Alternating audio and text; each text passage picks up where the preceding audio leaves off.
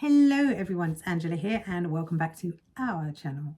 Today we're going to be addressing a question many of us have asked ourselves at some point. Am I overworked or am I just lazy? So let's dive into what might really be going on. Think about how you feel on a day-to-day basis. Are you exhausted before the day even begins? Do you find it hard to start tasks that used to excite you?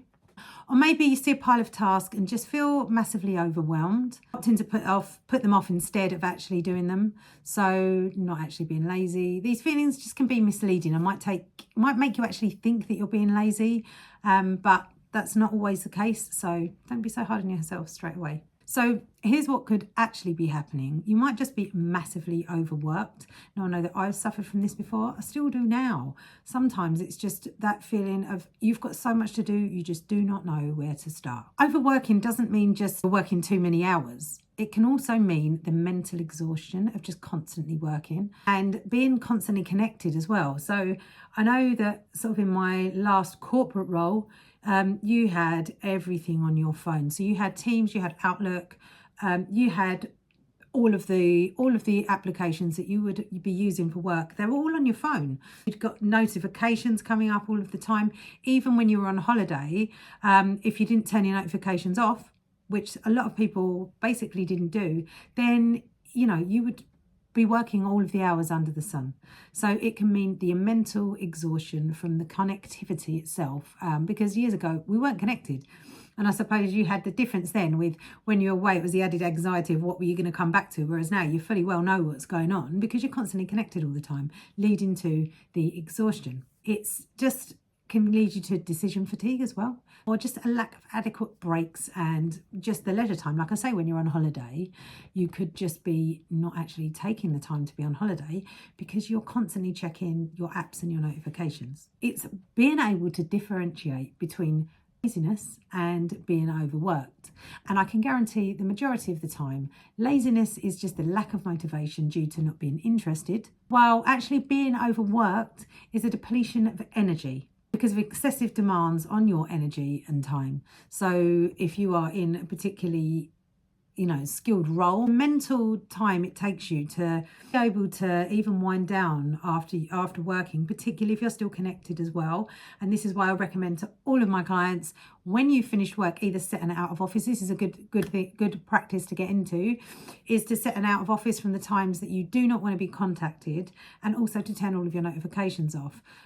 You're not there to be contacted 24/7, believe me, and is a good practice just to be able to disconnect from your mobile device. Even for me, I take my dog out for a walk regularly. If I didn't mention it already, everybody knows now that I have a German Shepherd that I walk quite a lot, and a lot of the time I tend to leave my phone at home just because it means that I get to focus on time with my dog, which I absolutely love, and also with actually being outside with nature, so you get that chance to disconnect from everything. So it's really, really crucial, I think, particularly when you're overworked, because I can guarantee 9 times out of 10 you're not being lazy. You have literally just got far too much going on. And that has been the majority of the people saying, oh, I'm being lazy. You're not.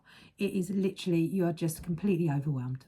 And that is 9 times out of 10 what the problem is. So I can probably wipe off most of your thoughts of being lazy, because that is normally not the case. And the fact that you're even asking if you're being lazy means you're not.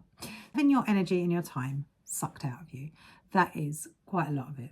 So not addressing whether you're really overworked can lead to the burnouts. So to summarize, a lot of the time, the majority of the time with people that I've dealt with, you're not actually being lazy. You're just brushing this off as being lazy.